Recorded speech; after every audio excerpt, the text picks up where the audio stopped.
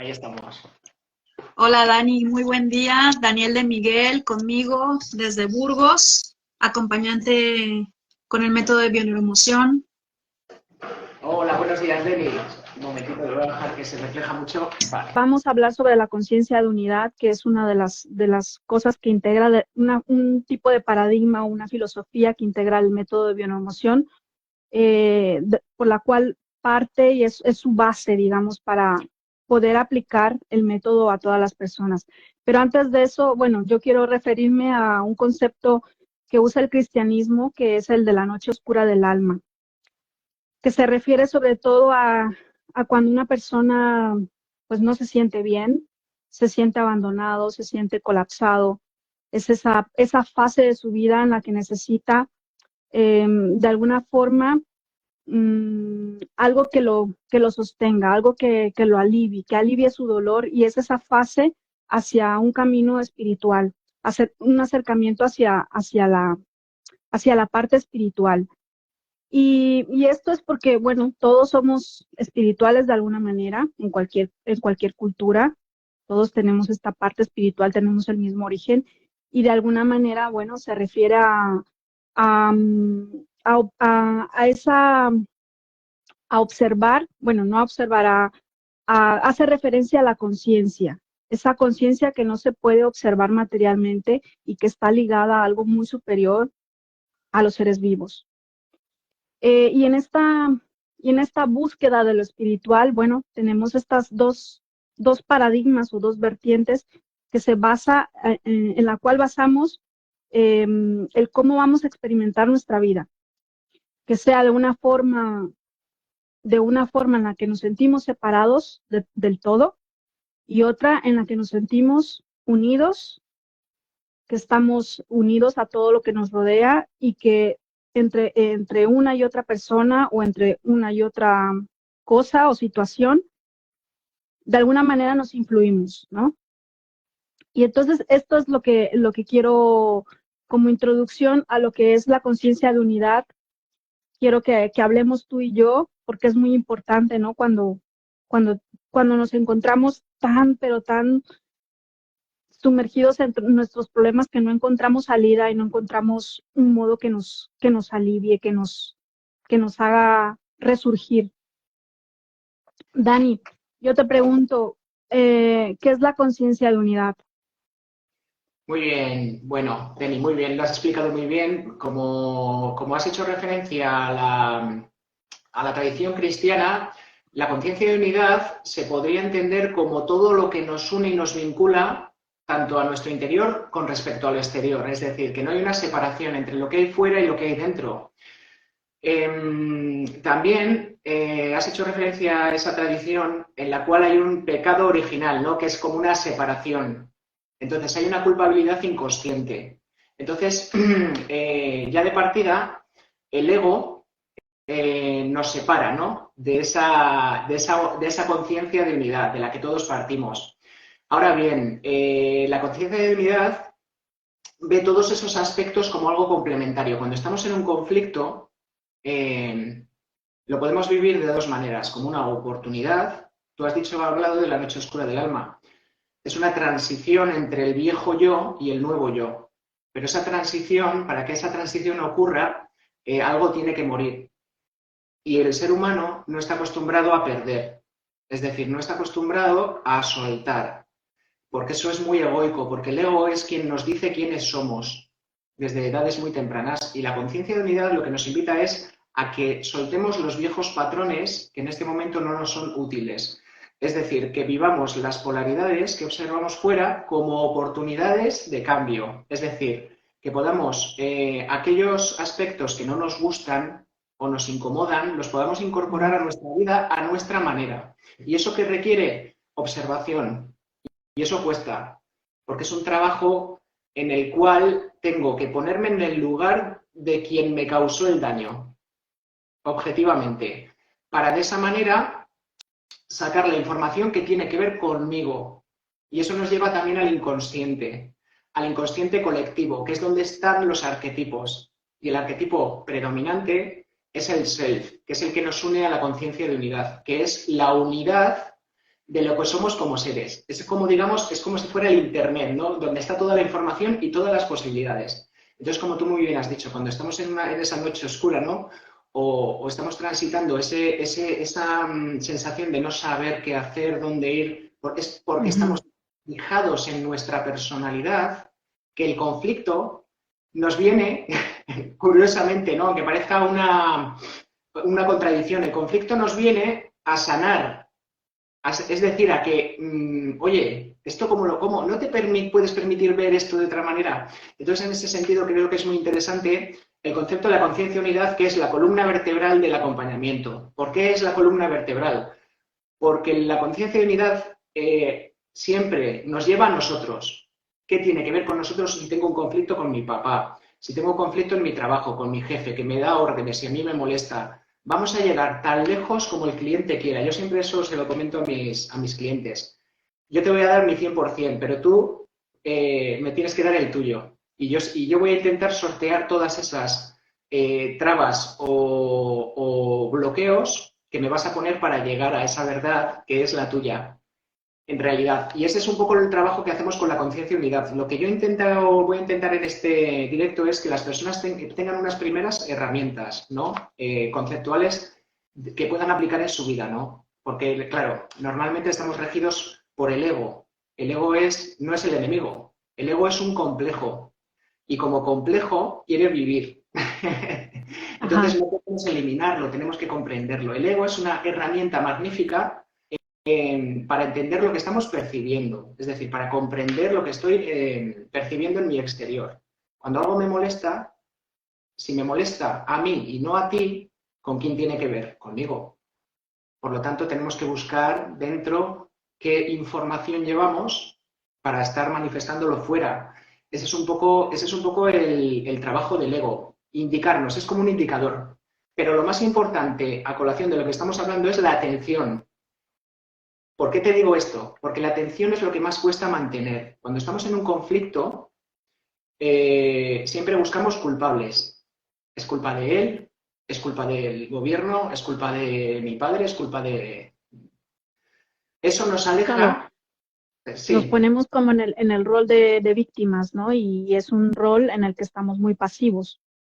Correcto, te quita la potencia, te quita la fuerza, porque si tú estás ya de base, y eso también viene a colación del juicio. El ego funciona, el motor del ego es el juicio de valor. ¿Qué es un juicio de valor? Una sentencia, es decir, yo no tengo toda la información, pero te juzgo. Y no solo te juzgo, sino que te sentencio. Y eso va a marcar tu destino final. Claro, porque eso se regresa es como yo lo pongo en la sombra, o sea, lo reprimo, ese juicio que hago sobre ti, lo reprimo en mí. Mira, si te das cuenta, un juicio es una valoración subjetiva en muchos casos. Y cuando hay una emoción muy vívida, es decir, un cabreo extraordinario, ¿no? Tú ves algo en la calle que te molesta mucho, por ejemplo, que alguien se salte un semáforo, y tú tienes una emoción muy vívida, de cabreo, pero de cabreo desproporcionado, e incluso le gritas a esa persona. Eso estamos de acuerdo tú y yo, que si tú vas conmigo y yo hago esa acción, pues vas a decir, a este chico le pasa algo. Eso es una información engramada, eso es una creencia. Y estás observando algo que probablemente tú te niegas en ti mismo, es decir, a romper una regla, podríamos hablar. El inconsciente habla a nivel simbólico y ese es nuestro trabajo como acompañantes, de entender tú el lenguaje simbólico. Por eso hace que la gente se pierde, porque la gente a veces no sabe lo que es hacer una evaluación de la realidad tranquila, neutra, es decir, oye, pues mira, esta persona me puede gustar más o disgustar, a juzgarte, que cuando yo juzgo una situación la sentencio. Por eso es tan complicado desde el ego dar una solución a una problemática, ya sea una problemática interpersonal o un estrés físico, etcétera, porque el ego no te permite ponderar, es decir, porque te sentencia. Y además, si tú no tienes la culpa, la tengo yo, y detrás está el castigo. Cuanto más sufres en un conflicto, más te estás castigando. Me parece esto interesante comentarlo porque creo que es un poco lo que la persona puede sentir, ¿no? Cuando está en un conflicto. Y yo sí que te diría que es muy importante la toma de conciencia y el estar atento, el decir, vale, mi ego me dice esto, pero ¿qué podemos hacer con esto? Y ahí entra la conciencia de unidad, ¿qué tiene que ver conmigo? Cuando tú te haces las preguntas adecuadas, y en este caso, mira, yo te diría que la primera pregunta esencial que nos tenemos que hacer cuando tenemos un conflicto es ¿qué percibo fuera que me gusta o me disgusta? Solo eso, Deni, ya hace un cambio de mentalidad.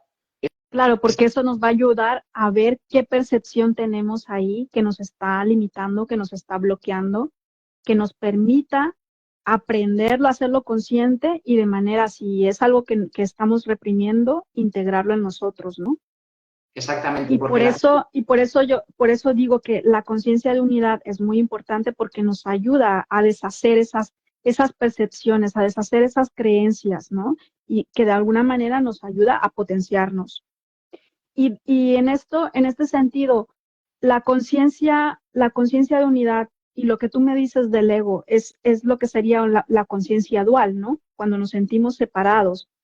Cuando el ego también comienza de alguna forma a decir esto es bueno, esto es malo, esto es amoroso, esto es odioso, ¿no? Cuando hace esas polaridades de las que tú hablabas al inicio. Exactamente. Obviamente vivimos en un mundo en el que existe una dualidad. Pero esa dualidad la podemos observar de dos maneras, como una complementariedad, es decir, sin frío no puede haber calor, sin amor no puede haber odio, sin felicidad no puede haber... O sea, son la misma cosa dividida en dos. Son como, mira, yo te diría que biológicamente es como un cuerpo, es una división de células, pero la primera célula es una. Solo que se va dividiendo para formar la materia, etcétera, etcétera. Pero necesitamos la polaridad para hacer ese contraste de fuerza que mueve el mundo, porque si yo te elimino a ti porque eres la polaridad contraria a mí, yo también desaparezco. Eso se llama bailar las polaridades, es decir, saber estar en una y en otra. Y eso es la complementariedad. Cuando tú entiendes que todo es complementario, aceptas que el otro pueda tener unas características que me molestan, pero las voy a trabajar en mí. Porque yo igual puedo ver a alguien que considero estúpido y tú y yo estamos de acuerdo en que esa persona es una estúpida. Pero si yo juzgo y me cabrea que sea estúpida, ¿en qué yo soy un estúpido? Y eso lo odia el ego, porque eso es el sentido del humor. Porque el ego no tiene sentido del humor. Ya, bueno, tú solo tienes que asomarte al mundo como está. ¿No? Los conflictos... No obstante, el ego sea uno que te está siempre tratando de hacerte sentir mal. O sea, que te está siempre castigando de alguna forma, que te sientas culpable, que te comparándote con los demás, ¿no? Siempre de alguna forma te castiga, ¿no? Exactamente. La culpa tiene un sentido biológico. La culpa es, como somos unos seres muy interdependientes como especie, es decir, un bebé en la naturaleza no sobrevive, necesitas a tus padres. La culpa lo que hace es, bien entendida, porque todo tiene un contexto. La culpa significa que has roto una regla moral en tu sociedad, en tu grupo, y cuando eso ocurre te sientes mal. De acuerdo, hasta ahí estamos de acuerdo, ¿no? Por ejemplo, si tenemos que vivir con unas normas sociales, es normal que existan unas normas y la culpa puede tener su lugar. Se descontrola la culpa cuando maneja tu vida, cuando no te deja tener relaciones normales, cuando no te deja romper una relación por la culpa que vas a sentir, que es el autocastigo que haces. Entonces esto yo creo que es muy interesante y también tiene relación porque también provenimos de una tradición judeocristiana, entonces se nos ha inculcado que si no vas por el camino vas a recibir un castigo. Entonces, por eso, yo creo que en mi experiencia también como acompañante, la gente a veces no hace cambios por ese miedo inconsciente, que es algo que... Pero también hay una esperanza, y es la conciencia de unidad, que ¿a dónde nos lleva? A comprender al otro. Y cuando yo comprendo al otro, deshago la sentencia del juicio. Ya no tiene sentido. Y entonces entonces ya el cliente ya no te dice, ay, ¿y qué tengo que hacer? Porque ya lo puedes saber. Porque la solución es tuya, porque yo no estoy en tu cabeza.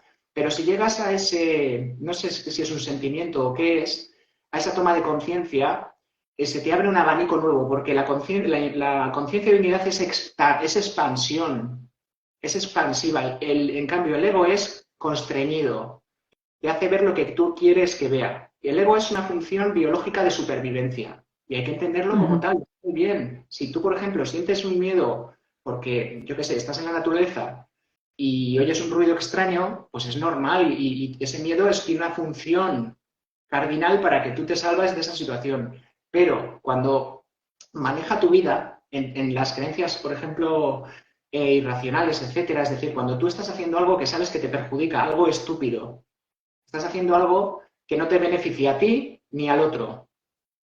Entonces, ahí hay que indagar. ¿Para qué estás viviendo eso? Y eso es lo que nos lleva a la conciencia de unidad, a hacerte las preguntas adecuadas para sacar todo tu potencial, porque es que le tienes dormido. Yo en la mayor parte de los casos que, por mi experiencia que tengo de personas acompañadas, simplemente tienen dormido su potencial. Y yo soy como el despertador, te digo, oye, campeón, mira, campeona, que puede que esto no lo hayas visto así. Y cuando eso lo hace la persona, hay una liberación, porque es como salir de la cárcel, de esa culpa, lo que tú has dicho muy bien. Y entonces es lo que te comento. Entonces ocurre algo inesperado, que vas a vivir en la misma realidad, pero ya no vas a ver nada de la misma manera. Y vas a poder estar con una paz más genuina. Es decir, que no te va a afectar tanto el conflicto, porque lo vas a ver como una oportunidad. De hecho, es un entrenamiento. Esto no es, ay, voy a aplicar la conciencia de unidad rezando. No, no, la tienes que aplicar en todo momento. Y es un hábito, y se va aprendiendo. Y es natural que al principio te cueste, porque el ego es una inercia. Por eso te he dicho que es muy esencial la atención, ¿vale? La atención. Y es un entrenamiento. Entonces yo creo que lo primero es lo que te he comentado. Pregúntate qué es lo que te gusta o te disgusta de lo que el otro hace o dice o de la situación. Y luego invierte el pensamiento. ¿Qué tiene que ver conmigo? ¿En qué yo me juzgo cuando quiero hacer eso y no lo hago, por ejemplo? ¿Por qué no me lo permito? ¿Para qué no me lo permito? Y ahí es cuando empezamos a entrar en las profundidades y es donde el acompañamiento es muy útil porque yo voy a hacerte de espejo y te voy a hacer las preguntas más adecuadas. Y eso es un poco, yo creo que... Y yo creo que también hay otra cosa muy importante, el no ponerse excusas, no justificaciones, porque muchas veces nos ponemos esas excusas para no afrontar el problema y eso trae un beneficio, el no atreverse a cambiar, el esperar que sea el otro el que cambie para yo no cambiar. Es una especie que también usamos como de manipulación, no, cambia tú tienes que cambiar, que yo estoy bien, ¿no? Es una, digamos que es una cosa que de alguna manera no nos enseñan a ver, ¿no? Bueno, la cultura familiar, la cultura social en la que estamos imbuidos, genera ese ego. Ese ego no es casualidad que tú le tengas y que sea de una determinada manera y que tú tengas unos conflictos concretos. No es casualidad, no te vienen del cielo. Son unas creencias irracionales que lo que quieren es que tú tengas una identidad. Es decir, yo soy rojo o negro. A mí me gusta lo caliente o lo frío. A mí me gustan las rubias o las morenas. Pero no pueden convivir las dos. Para el ego eso es muy duro, porque el ego necesita diferenciarse y tener un enemigo. Por eso los conflictos se perpetúan, porque si yo no puedo soltar el control, la pretensión del ego es que el mundo sea a su imagen y semejanza. Ya. Eso genera una tensión interna terrible, porque, pues ya lo sabes, pues porque cada persona es como es. Entonces, un motor de cambio para eso es preguntarte, y lo que tú has dicho muy bien, ¿qué obtengo yo? ¿Qué beneficio obtengo? Porque yo, por mi experiencia, tengo personas que, claro que a primera vista parece que dices, oye, pues estás haciendo algo que no te beneficia. Pero indagando, hay un beneficio secundario, que es el emocional. Por ejemplo, si tú tienes una madre, por ejemplo, esto no es una generalización, una madre que te llama todos los días, que te controla, que te dice que tienes que venir a comer a casa y tienes 40 años, pues hombre, es un poco raro. No estaremos de acuerdo. Sí. ¿Qué beneficio secundario tienes tú? Para ti, el soportar eso, aunque sea incoherente para ti, porque hay un sufrimiento, porque tú no quieres coger a tu madre, pero la tienes que coger, ¿cuál es el beneficio secundario? Que ella se siente atendida y que tú te sientes atendido por ella. Porque en el fondo hay un miedo inconsciente a soltar a la madre. Entonces, Es es el un juego. apego. Correcto, lo que tú has dicho muy bien de los roles. Y la relación más difícil, ya lo voy diciendo, es la de los padres, ¿no? Las relaciones más complicadas para sanar, que no significa que tú no hables o que tengas que ser enemigo de tus padres o de tu madre, sino que contextualices dónde quieres estar tú y qué quieres construir, porque a veces, como tú muy bien has dicho, en la noche oscura del alma, tenemos que transitar en un renacimiento. Mira, eso es como una caries. Cuando tú tienes una caries te van a tener que hacer un poco de daño para limpiar, pero luego vas a estar bien. Es un Sí. daño constructivo. De todo dolor se puede sacar algo constructivo. Entonces el ego, ¿qué te dice? Que te alejes del dolor. Y el inconsciente, ¿qué hace? Que te alejes del dolor totalmente. Entonces tú, aunque por ejemplo quieras tener una pareja fiel, te encuentras que tienes una tras otra infieles, infieles, infieles. Y dejas una y te viene otra igual. ¿Por qué? Porque llevas esa información inconsciente de no tener pareja y de que al mismo tiempo, ¿en qué tú te eres aquí infiel a ti misma? ¿En qué no te respetas? Ujú. Yo comento que por eso me parece interesante poner estos modelos, porque el lenguaje que utiliza el inconsciente es simbólico, no es racional. El racional es el consciente, el que estamos manteniendo tú y yo. Pero el ego es muy juguetón, es muy cachondo. Y él utiliza el lenguaje simbólico. Entonces la gente, hay muchas personas que dicen, ay, yo esto ya lo he superado, este lo he dejado. No lo has superado nada, porque te vas a encontrar la misma información en otro lugar. Sí, repites, repites. Repites, no para sufrirlo, no para sufrirlo, simplemente es porque no has aprendido. Tal vez lo que te ha querido decir la vida con esa experiencia. Por ejemplo, lo que tú hablabas es muy interesante porque tiene mucho que ver con la experiencia que tenemos con nuestros padres. Cuando somos pequeños, somos esponjas. Entonces, todas esas creencias de nuestros padres, las ocultas, las que no nos dicen y las que nos dicen, las absorbemos. Y luego, a lo largo de nuestra vida, manifestamos problemas en relación a lo que te comento, con tus parejas, con tu modo de construir un nido familiar, con tus hijos, porque es un aprendizaje que has hecho inconsciente. Entonces, claro, tú te encuentras el efecto, pero no la causa. Y es un poco a lo que invito, ¿no? Con la conciencia de unidad a ir a esa causa, que tú eres causa y efecto, potencia y acción. Perfecto. Está muy buenísimo los ejemplos que pusiste. Me encantaron. Yo creo que a mí me quedó claro. Si no, encontraremos por ahí que alguien nos haga algún comentario, nos pregunte y con gusto podremos ampliar esta conversación más adelante. Y bueno, pues yo los invito a que hagan una sesión de acompañamiento con Daniel de Miguel, que está disponible también, ¿no, Daniel? Eso es. Y no sé si quieres agregar algo más.